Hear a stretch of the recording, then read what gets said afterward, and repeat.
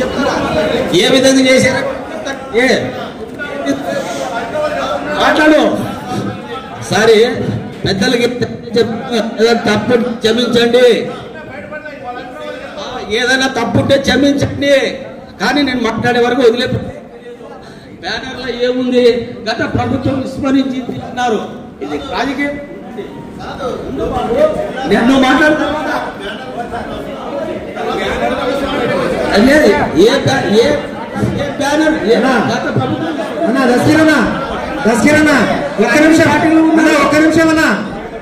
చూడు కేవలం దయచేసి ఒక్క నిమిషం ఇది ఆచరణ.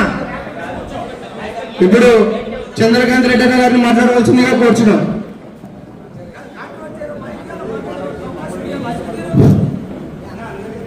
ఈరోజు ఆదోని జిల్లా అందరికీ పేరు పేరు నేను ధనం తెలుపుకుంటున్నాను. ఈరోజు మొన్ననే ఆచార్య ఫోన్ చేశాడు నాకు, సార్ ఇట్లా జేఏసీ మీటింగ్ ఉంది తప్పకుండా రావాలని చెప్పి. నేను అడిగిన ఆచార్య గారిని, కాదయ్య ఆల్రెడీ ఒక జేఏసీ పెట్టారు కదా మళ్ళీ మీరు ఏదో పెడతారని కూడా ఓపెన్గా మాట్లాడినా. లేదన్నా ఇంతకుముందు అందరు దీంట్లో అందరూ కలుస్తున్నారు. ఈ జేఏసీలో పాత జేఏసీ కొత్త జేఏసీ మన రాబోయే జేఏసీలు కూడా ఏం జేఏసీ ఉండవు, ఒకటే జేఏసీ ఉంటుంది. దాంట్లో అన్ని వర్గాలు కానీ ప్రజలు కానీ నాయకులు కానీ అందరూ కూడా ఏమైతే ఆ జేఏసీ ప్రెసిడెంట్ కానీ సెక్రటరీ కానీ ఎవరున్నారో వాళ్ళ కింద పనిచేయాల్సిందే. దాంట్లో రాజకీయాలు వద్దు, ఏదో ఒక ఎమ్మెల్యే ఉన్నారు ఒక ఎంపీ ఉన్నారు వాళ్ళ కింద మనం పనిచేయాలని వద్దు. దీనికి ఎవరైతే యాక్ట్గా ముందు తీసుకుపోతారో ఎవరైతే అంటే కొంచెం వాయిస్ ఉండి కొంచెం ప్రజలను తీసుకుపోయే వ్యక్తి ఎవరైతే ఉంటారో అట్లా వాళ్ళు ఎన్నుకోండి. మనమే ఎన్నుకొని వాళ్ళకి ఇంట్రెస్ట్ ఉన్న వాళ్ళు ఏదైనా చేస్తాయి. ఇప్పుడు మేమున్నాం, మేము ఏదో వ్యాపారాలు అంటాం అదంటాం ఇదంటాం వస్తాం పిలిస్తే వస్తాం కానీ ఫుల్ టైం డెడికేట్ చేయలేము. మేము ఎవరైతే అటువంటి వాళ్ళు చేస్తారో వాళ్ళకి మేము మొత్తం తప్పకుండా ఇస్తాం. అర్ధరాత్రి మేము వస్తాం.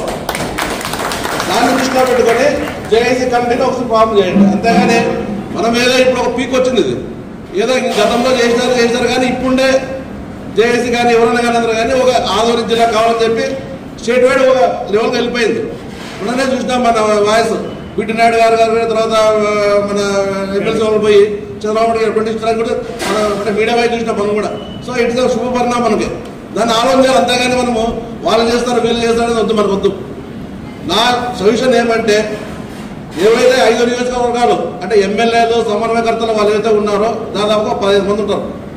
పార్టీలకు అతీతంగా 15-20 మంది. ఫస్ట్ వాళ్ళు ఒక రౌండ్ టేబుల్ వాళ్ళు కూర్చునేది అట్లా మనం ఆలోచన చేయాలి.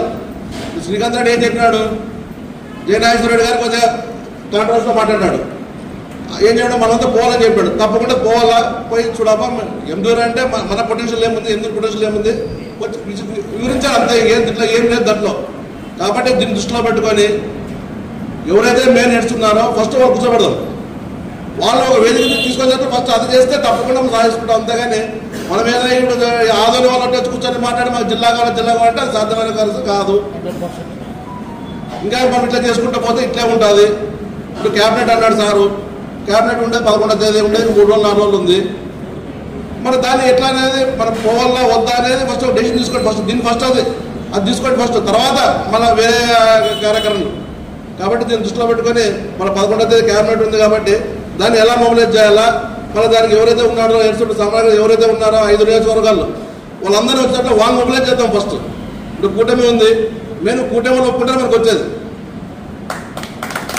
ఎందుకంటే వాళ్ళకి ఉంది, ఫేస్ ఉంది. ఇప్పుడు మన మార్గపురం కానీ అవన్నీ ఇచ్చిన వాళ్ళే మనకేం బయటపడలే. కానీ చేసింది చంద్రబాబు నాయుడు గారు వాళ్ళు ఏదో పొటెన్షియల్ ఉంది దానికి ఇవ్వాలని చెప్పి ఇచ్చారు.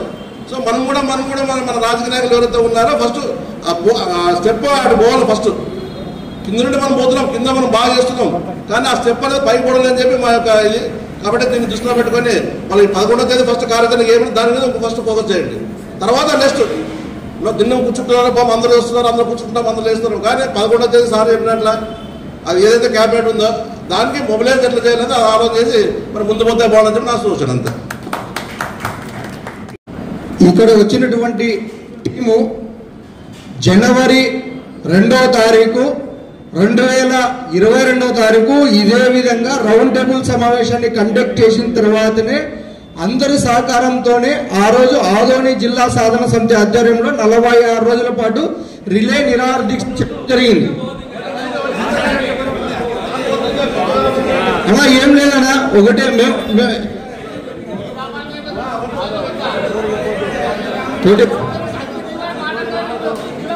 నువ్వు కూర్చోనా కొంచెం, మీరు కూర్చోండి. ఒక్కడే ఎవరైనా పెరిగారు ఉంటే పోవచ్చు. పట్టు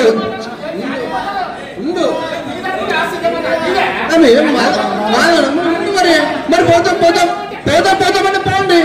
ఉండాలంటే ఉండండి. అది మీరంటున్నారు, మీరంటున్నారు కదా.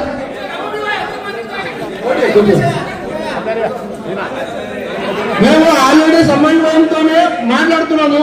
మీరు ఊకే ఇద్దరు ముగ్గురు డిస్టర్బెన్స్ చేస్తున్నారు. మేము అలా ఒక్క నిమిషం మేము అందరితో పాటు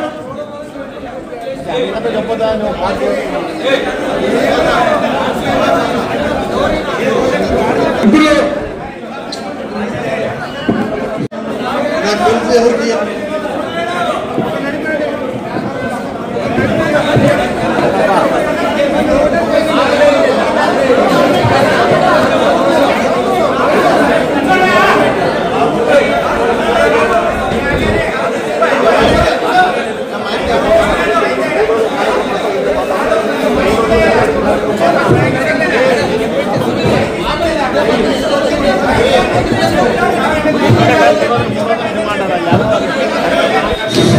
దయచేసి నిశ్శబ్దంగా ఉండండి.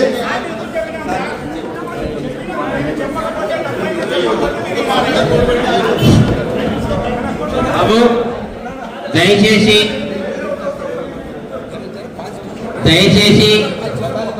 నేను గతంలోనే మాట్లాడేటప్పుడు స్పష్టంగా చెప్పాను, మనమందరము ఒకే వేదిక మీద ఉన్నాము అని.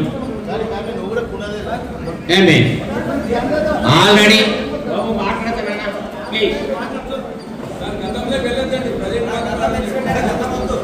గతం లేదు.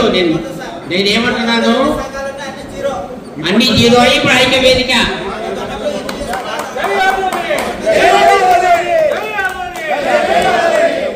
ఐక్య వేదిక కింద మనం పనిచేద్దాము అని చెప్పాను.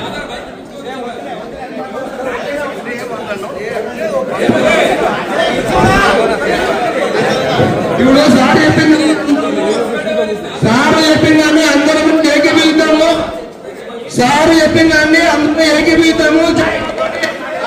జయాలని ఈ యొక్క తాతలు ఆలోచించడానికి ఎవరు లేరు.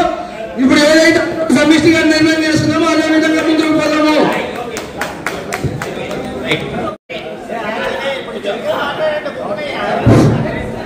రైట్.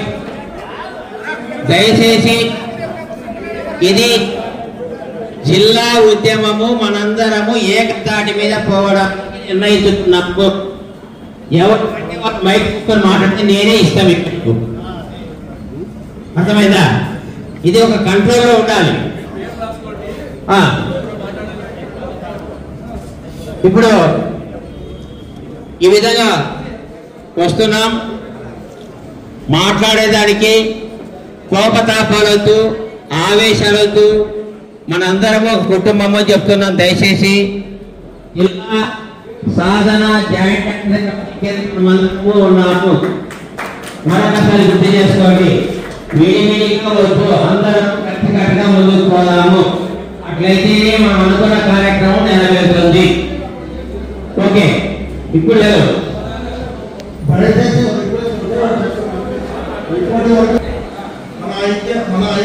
ఐక్యత బయట పోకూడదు. దీంతో ఇష్యూ క్లోజ్. రఘురామయ్య గారు ఎవరికి మైక్ ఇస్తే వాళ్ళే మాట్లాడండి. 3 నిమిషాల నుంచి ఎవరు మాట్లాడకూడదు. 3 నిమిషాల తర్వాత సిగ్నల్ ఇస్తాం. దయచేసి రిక్వెస్ట్ చేస్తున్నాము. లీగల్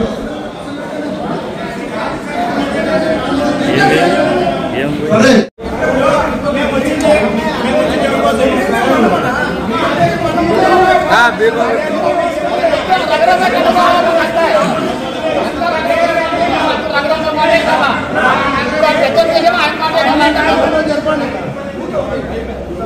జిల్లా మాకొద్దు అంటున్నాం.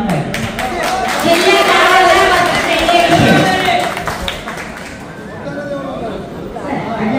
జిల్లా కావాలనుకున్న వాళ్ళు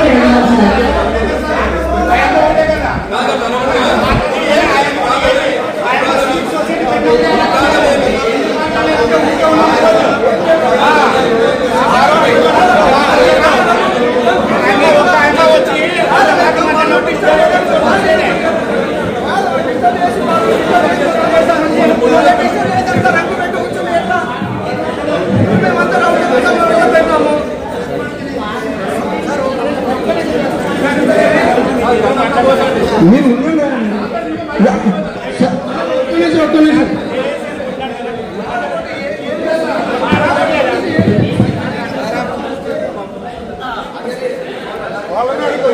చూసు ఉద్యమంలోకి వచ్చిన వాళ్ళం కాదు.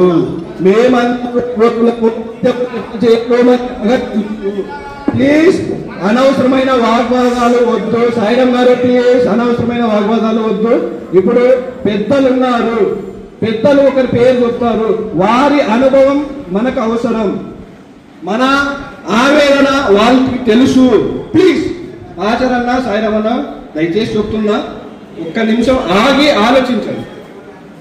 ప్లీజ్ అలా మాట్లాడదు. Please please please please please దయచేసి మాట్లాడతాను.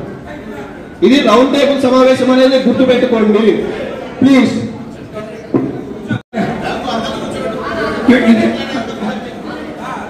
హలో, దయచేసి చెప్పాను నేను, మనము సభా గౌరవాన్ని పాటించాలని చెప్పాను. చిన్న అంశాలు వద్దనుకున్నాం. ఇందుమంది తమ్ముడు చెప్పినట్టు ఐక్య వేదిక పైన మాట్లాడాలనుకున్నాం. నిన్న వేరు, ఈ రోజు నుంచి మనమందరం కలిసి ఉమ్మడిగా చేయాలి. ఇప్పుడు మనం ఒక ఆరోపించినాం విలేకరులకి, తప్పు నేనే తీసుకున్నా బాబు, నేను మాట్లాడుతున్నాను ఉన్నాను. తర్వాత నెక్స్ట్ వెంకటరామరెడ్డి అన్న దయచేసి ఇక్కడ వచ్చిన సభ్యులు ఏం మాట్లాడుతుందండి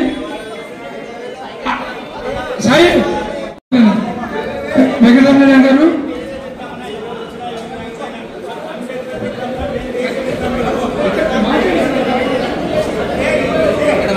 తర్వాత ఈ సభను ఉద్దేశించి ఈ రౌండ్ టేబుల్ కాన్ఫరెన్స్ లో మన వెంకటరామరెడ్డి గారు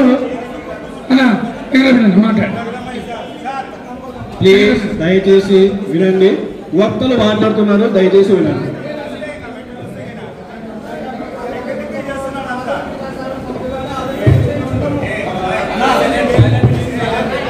అందరికీ నమస్కారం.